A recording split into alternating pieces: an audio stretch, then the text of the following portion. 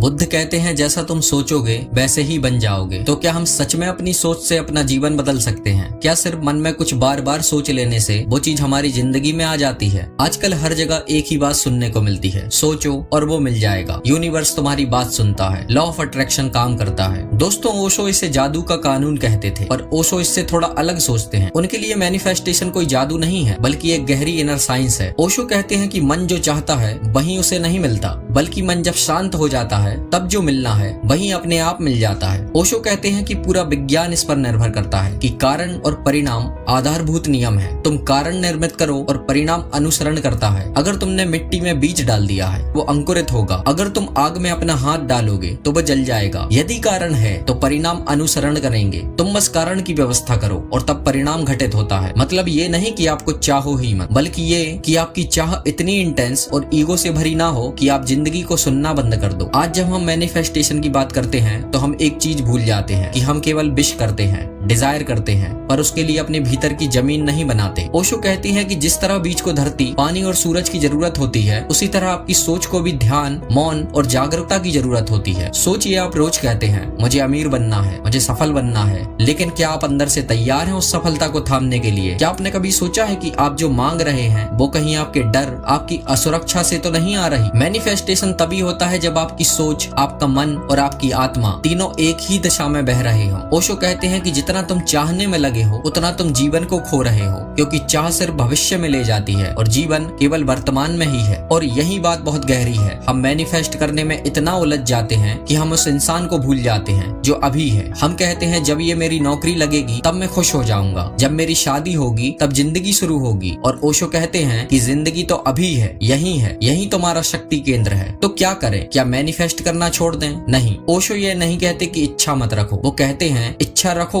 लेकिन जागरूक होकर। अपने अंदर की सफाई करो, ध्यान करो। मैनिफेस्टेशन कोई शॉर्टकट नहीं है, ये एक इनर जर्नी है। जब आप ध्यान में बैठते हैं, जब आप अपने डर, अपने डाउट, अपने पुराने बिलीफ को साफ करते हैं, तभी आपका मन यूनिवर्स की भाषा समझने लगता है। तभी आप सिर्फ विश नहीं करते, आप वाइब्रेट करने लगते हैं उस एनर्जी पर जो आप पाना चाहते हैं। एक बात और, मैनिफेस्टेशन कोई शॉपिंग लिस्ट नहीं है, बल्कि एक सरेंडर है जहाँ आप कहते हैं मैं तैयार हूँ, जो भी जरूरी है वो मेरी ओर आ जाए। ओशो यही कहते हैं यूनिवर्स तुम्हें वो नहीं देता जो तुम चाहते हो, वो देता है जो तुम्हारे लिए सही हो। बस तुम खुले रहो और तैयार रहो। तो अगली बार जब आप कुछ मैनिफेस्ट करना चाहें तो केवल अपने सोचने से आगे बढ़े, अपने भीतर उतरें, ध्यान करें और फिर भरोसा करें। ओशो की तरह जीना मतलब ये नहीं कि आप चाहना छोड़ दें, बल्कि ये जान जाओ कि सबसे बड़ा चमत्कार तब होता है जब आप अपने अंदर मौन हो जाते हैं। जिंदगी की हर चीज का जवाब आपके अंदर है। सिर्फ थमिए, सुनिए और जुड़िए खुद से। अगर ये विचार आपके दिल को छू गए तो जरूर इसे अपने अंदर जिंदा रखें, ध्यान करें और खुद से मिले। और ओशो के विचार अगर आपको पसंद आए हों तो वीडियो को लाइक और चैनल जरूर सब्सक्राइब करें।